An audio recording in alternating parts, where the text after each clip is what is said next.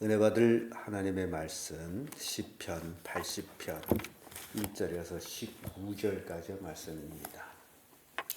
시편 80편 1절에서 끝절까지의 말씀 찾으셨으면 교독합니다. 제가 먼저 읽습니다. 요셉을 양떼같이 인도하시는 이스라엘 목자여 귀를 기울이소서. 그룹 사이에 좌정하신 자여 빛을 비추소서. 에브라임과 베냐민과 므낫세 앞에서 주님의 영광을 안에서 우리를 구원하여옵소서. 하나님이여 우리를 돌이키시고 주의 얼굴빛을 비추사 우리로 구원을 얻게 하소서. 만군의 하나님 여호와여 주의 백성들을 기하여 때까지 넘하시리까. 주께서 저희를 눈물 양식으로 먹이시면 다랑의 눈물을 마시게 하셨나이다. 우리는 우리 이웃에게 다툼거리가 되게 하시니 우리 원수들에서 우리말이라. 만군의 하나님이여 우리를 돌이키시고 주의 얼굴빛을 비추사 우리로 구원을 얻게 하소서. 주께서 한 포도나무를 애굽에서 가져다가 밀려방을 벗어내시고 그것을 심으셨나이다. 주께서 그 앞서 준비하셨으므로 그 뿌리가 깊이 박혀서 땅에 평만하며 그 그릇이 산을 가지고 그 가지는 하나님의 백향목 같으며 그 가지가 바다까지 뻗고 넝쿨이 강까지 미쳤거늘. 주께서 기하여 그 담을 거시사 길을 지나가는 모든 인자를 그것을 알게 하시나이다. 수풀의 돼지가 상냐하면 들짐승들이 먹나이다. 만군의 하나님이여 여호와 없나니 돌아오사 하늘에서 구워보시고 이 포도나무를 더럽게 하소서. 주의 오른손으로 지으신 줄기요 주를 위하여 힘있게 하신 가지니이다.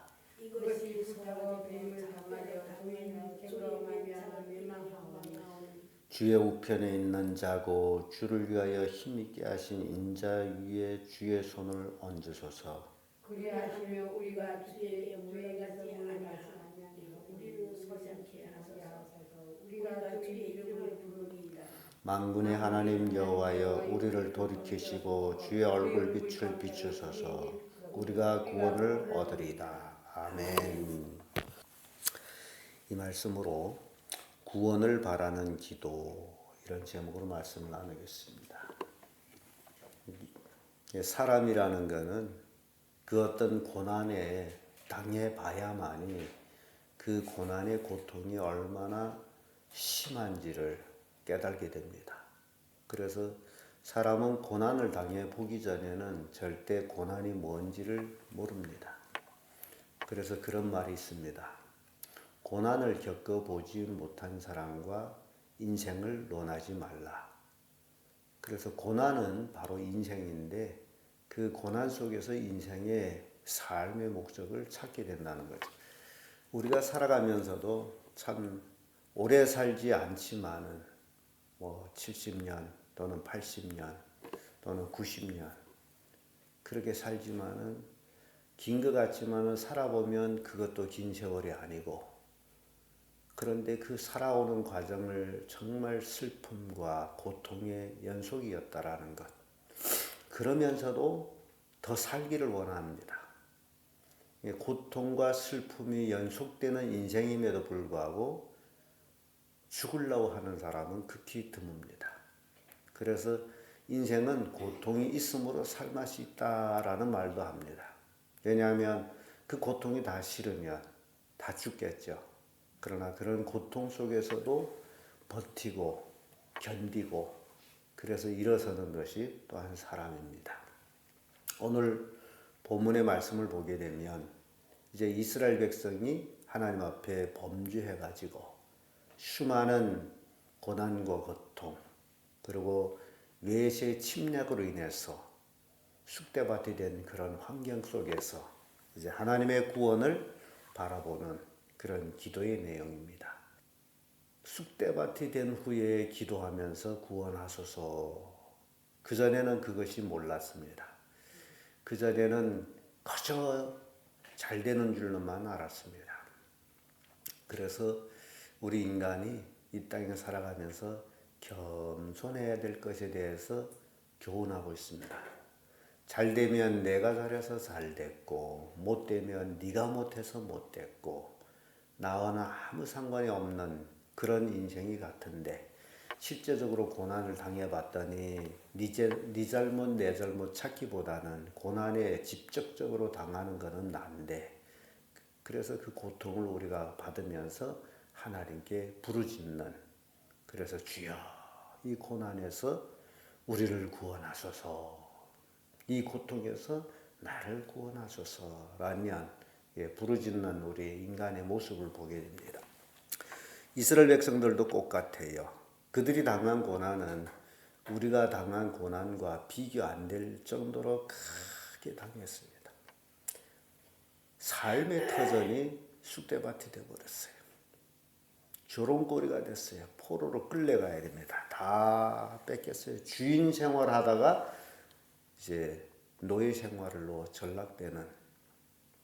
그래서 우리가 죄를 짓지 않고 살아갈 때는 하나님의 자녀로서의 당당한 모습으로 살아가다가 어느 날 실수로 어느 날 그 잘못된 생각으로 정욕 때문에 하나님 앞에 죄를 짓고 나면 죄의 포로가 돼가지고 꼼짝 못한다라는 겁니다. 심각하게 무서운 거죠. 죄의 포로가 어떤 건지 바로 이스라엘 백성들이 외세의 침략을 받아서 포로로 됐을 때의 그 모습 바로 그거라는 거예요. 죄의 포로가 되면 자유롭지를 못합니다. 평안하지를 못합니다. 그래서 죄의 포로가 되는 것이 무섭기 때문에 구원을 바라는 기도 속에서 바로 그 첫째가 죄에서 구원하소서라는 기도를 하고 있습니다. 1절에서 3절의 말씀인데 1절의 말씀 보면 1절에서 3절까지 보면 요셉을 양떼같이 인도하시는 이스라엘 목자여 길을 기울이소서 그룹사에 좌정하신 자여 빛을 비추소서 에브라임과 베냐민과 므낫세 앞에서 주의 용력을 내사 우리를 구하러 오소서. 하나님이여 우리를 돌이키시고 주의 얼굴빛을 비추사 우리로 구원을 얻게 하소서. 이 얼마나 간절한 기도입니까? 구원을 얻게 하소서. 이 외세 침략의 고통 속에서 구원을 얻게 하소서라고 간구하듯이 우리는 우리가 지은 죄로 인해서 죄의 포로에서 우리를 구원하소서.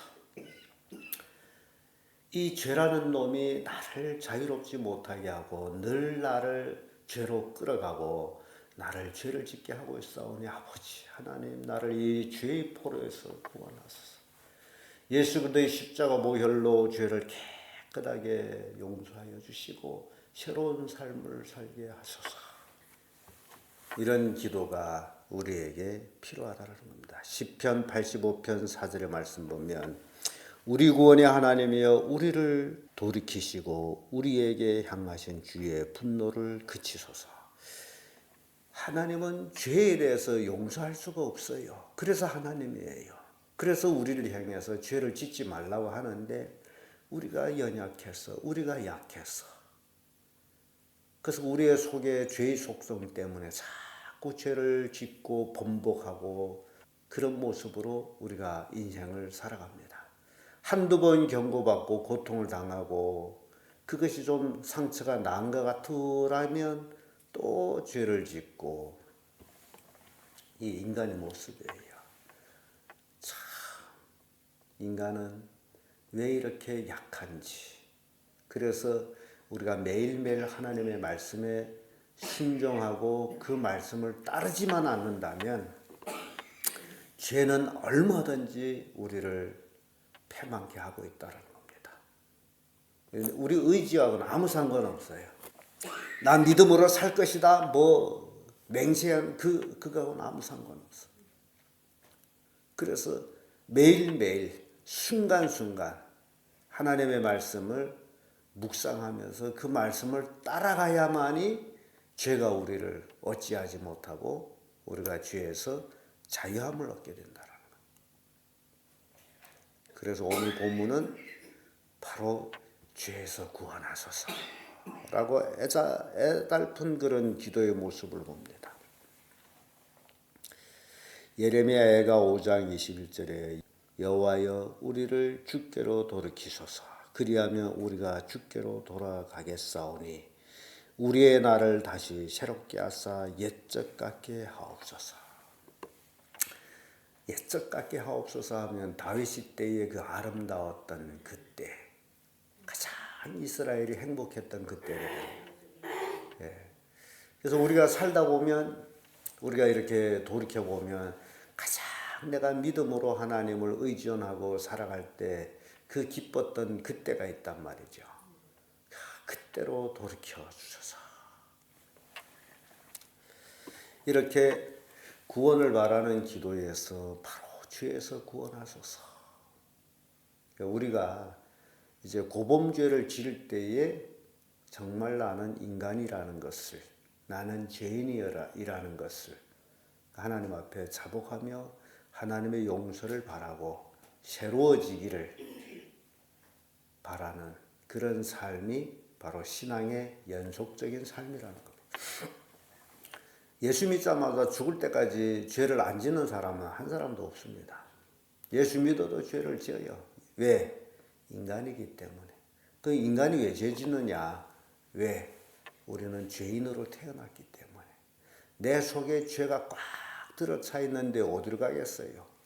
그러니 죄를 지을 수밖에 없고 남 앞에서 뭐 죄 없는 척, 잘난 척, 잘 믿는 척 할 뿐이에요. 그러나 하나님은 모든 것을 알고 있으므로 우리는 남을 뭐라고 얘기하기보다는 내 자신을 책망하고 내 자신이 부족한 것을 우리는 또 하나님 앞에 하나하나 회개하는 그런 삶이 우리에게 필요하다는 겁니다. 그래서 우리 인간들은 다 부족하기 때문에 부족한 인간들이 서로를 위로해주고 감싸주고 용기를 주면서 살아가야 된다. 그 얘기예요. 근데 왜 너는 이 모양이냐? 그러면 안 되는 거죠. 왜냐하면 나도 그 모양이기 때문에. 그래서 우리가 신앙생활하면서 절대로 남을 탓하는 그런 말이나 행동을 우리는 삼가해야 됩니다. 왜냐하면 남을 탓하기 전에 내가 그런 사람이에요. 내가 그런 사람이에요. 남으로 인해서 내 삶이 불편해졌다라고 남을 탓하면 그것은 잘못된 것이다. 그게 탓한다는 자체가 죄성이라는 겁니다. 그걸 아시기를 바라요. 이건 누구 때문이다 라고 탓할 때 그게 죄성이라는 거예요. 모든 것이 나 때문이다 라고 할 때는 하나님의 은혜가 있고, 그래서 네 때문이다 라게 되면 불평이 생기게 되죠. 그래서 그것이 자기를 괴롭히는 거예요. 그게 죄가 되기 때문에. 그래서 이런 죄에서 우리가 구원받을 수 있도록 기도를 해야 된다. 그래야 참된 평안을 얻어요. 그렇지 않으면 매사가 불평이 생깁니다. 이것도 눈꼴 살고 저것도 눈꼴 살고 그래 하다 보면 자신의 마음만 상하는 거예요. 의사들이 얘기하는 질병 원인 중에 하나를 얘기하는데 그것이 스트레스라고 그럽니다. 누구를 통해서 내가 불편함을 받는 게 스트레스예요. 근데 그것이 많이 장제해지면 병이 되는 거예요. 그러니까 그런 것들을 받지 않도록 저려저려 없애버려요. 절대로 나 외에 다른 이로 인해서 스트레스 받지 않도록. 근데 스트레스 받지 않는 방법이 있습니다. 누가 뭐라고 해도 감사합니다 하고 지나가면 끝나는 거예요. 근데 그것이 마음에 꼭 장제해 있게 되면 매사가 불평이에요.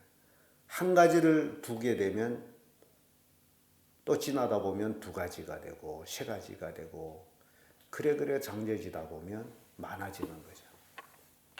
그래서 우리는 장지지 말고 속에 두지 말고 그때 소화시켜버리는, 그리고 내가 죄에 얽매이지 아니하도록 하나님께 기도하는 그런 우리의 신앙 삶이 필요하다는 겁니다. 두 번째로 구원을 바라는 기도에서 조롱에서 구원하소서. 왜냐하면 이 사람이 힘이 셀 때는 누구도 조롱을 못합니다. 그러나 힘이 약해지고 포로되고 노예가 됐을 적에 누구든지 조롱을 합니다. 그래서 우리가 이게 조롱을 받지 않고 당당하게 산다는 것이 얼마나 큰 축복인지 몰라요. 뭐 쉽게 생각하면 뭐 내 밥 먹고 내 맘대로 하지 하는데도 조롱받는다면 얼마나 불편합니까? 그러니까 우리가 그 조롱에서 구원을 받을 수 있도록 우리 또한 기도를 해야 되고 하나님께서 나에게 총명과 지혜를 주어서 모든 일을 잘 대응해 나가도록 이제 기도를 해야 돼요. 4절에서 7절까지의 말씀인데 이 말씀을 보면 4절에서 7절의 말씀 보면 이런 말씀이 있죠. 만군의 하나님 여호와여 주의 백성의 기도에 대하여 어느 때까지 노하시리까? 주께서 저희를 눈물 양식으로 먹이시면 다랑의 눈물을 마시게 하셨나이다. 우리로 우리 이웃에게 다툼거리가 되게 하시니 우리 원수들이 서로 웃나이다. 만군의 하나님이여 우리를 돌이키시고 주의 얼굴빛을 비추사 우리로 구원을 얻게 하소서. 애절한 그런 기도입니다. 이스라엘 백성이 무엇 때문에 눈물의 양식을 먹은 거예요? 자기들이 죄 때문에. 그러니까 하나님이 한 게 아니에요. 그 죄가 그렇게 만든 거예요. 그러니까 우리는 자꾸 신앙생활하면서 자꾸 하나님을 탓할 때가 있어요. 왜 하나님이 이렇게 하십니까?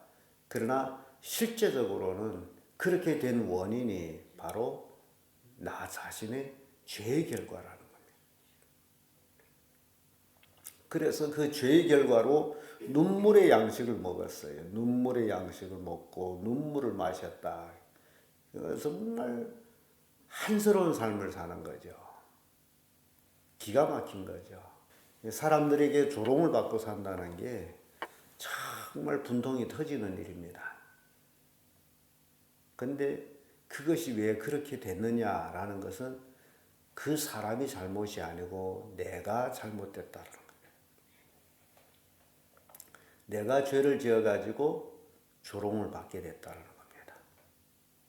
그래서 우리가 신앙생활하면서 누구의 조롱을 받지 아니하려면 우리는 참으로 하나님 말씀 속에서 당당하게 살아야 돼요.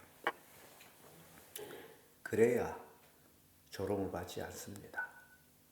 근데 죄를 짓게 되면 조롱을 받게 돼 있어요.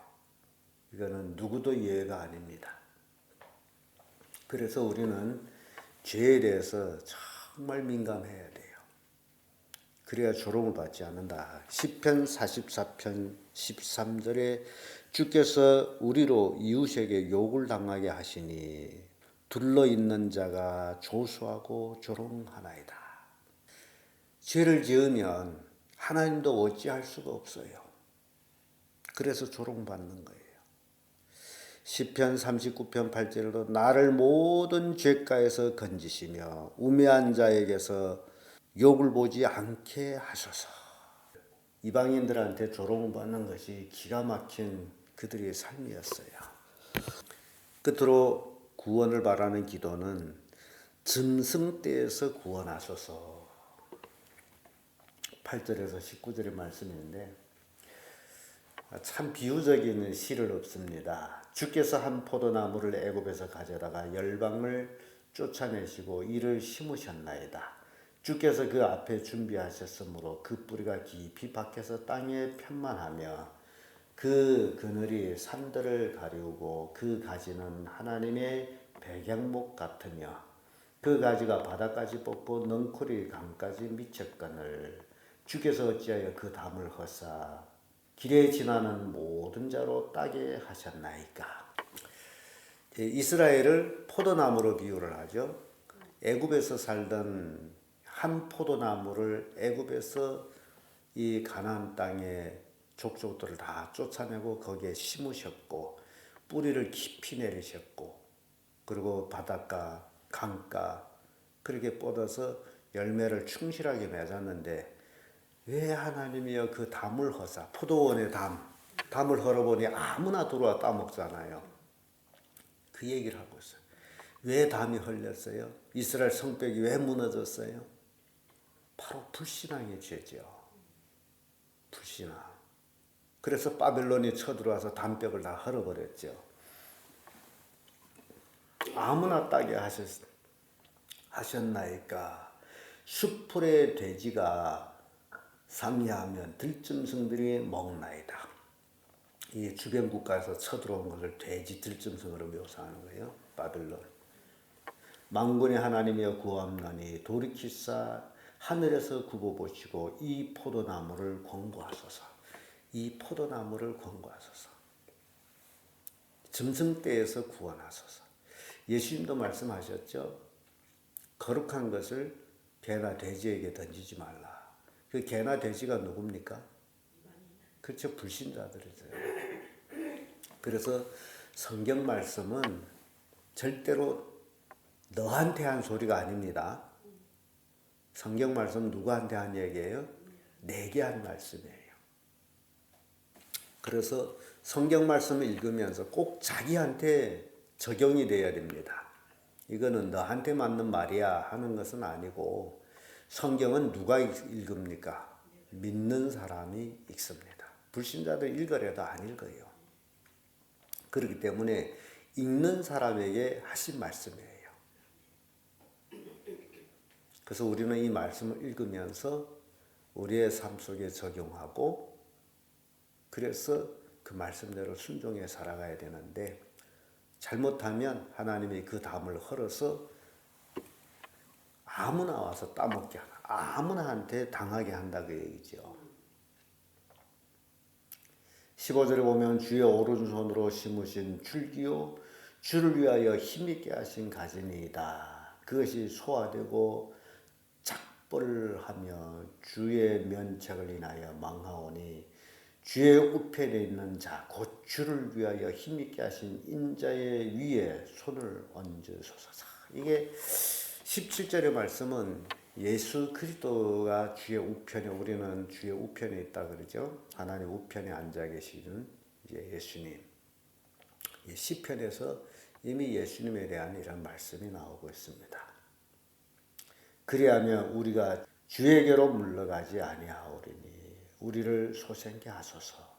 우리가 주의 이름을 부르리이다. 만군의 하나님 여호와여 우리를 돌이키시고 주의 얼굴빛을 비추소서. 우리가 구원을 얻으리이다. 오직 구원은 예수 그리스도를 통해서 구원을 받습니다. 왜냐하면 죄의 삭은 사망인데 우리가 죄를 지은 그 죄의 값은 우리가 죽어야 해결되는 죄입니다. 그러므로 내가 살아있는 동안 내 죄는 그대로 있는 거예요. 무서운 거죠. 예수 믿고 나도 죄가 있는 거예요. 그래서 자꾸 번복해서 죄를 짓는 겁니다. 그러나 하나님 편에서는 예수 그리스도의 십자가 보혈로 우리를 용서해 준 거예요. 하나님이 용서해 주셨고 우리를 의롭다 칭해 준 겁니다. 그래서 우리는 예수 그리스도의 십자가 보혈을 의지해서 하나님 앞으로 나가는 거예요. 그럼에도 불구하고 죄의 속성을 가지고 있기 때문에 자꾸 가다가 넘어지는 거죠. 그래서 이방인들한테 당하기도 하고 짐승떼한테 당하기도 하고 그래서 오늘 시편 기자는 이 짐승떼에서 구원하소서. 예레미야 5장 6절에 보면 그러므로 숯불에서 나오는 사자가 그들을 죽이면 사막의 이리가 저들을 벌하며 표범이 성읍들을 엿본즉 그리로 나오는 자마다 찢기 오니 이는 그들이 허물이 많고 패역이 심함이다. 왜 이렇게 당하느냐? 허물이 많고 패역이 심했기 때문에. 그래서 우리를 돌이켜보면서 정말 나는 하나님의 말씀대로 살고 있는가? 그래서 나를 찾아볼 때 누구를 얘기할 여의 시간이 없어요. 내 자신이 살아온 인생을 돌이켜봤더니 참 엉망이야. 정말 죄를 밥 먹듯 했어. 그래서 내가 이렇게 살아가고 있구나. 그래서 우리가 정말 하나님 앞에 회개하는 삶으로 그런 삶이 우리가 하나님을 기쁘시게 하는 삶이다라는 것. 그래서 구원을 바라는 기도를 통해 가지고 이렇게 죄에서 구원하소서, 조롱에서 구원하소서, 짐승떼에서 구원하소서 하는 그 애잔절한 그 기도의 내용을 우리가 보면서 우리도 똑같이 이러한 기도로서 하나님 앞에 더 가까이 나가는 그런 성도들이 되어야 된다라는 교훈을 주고 있습니다. 기도하겠습니다.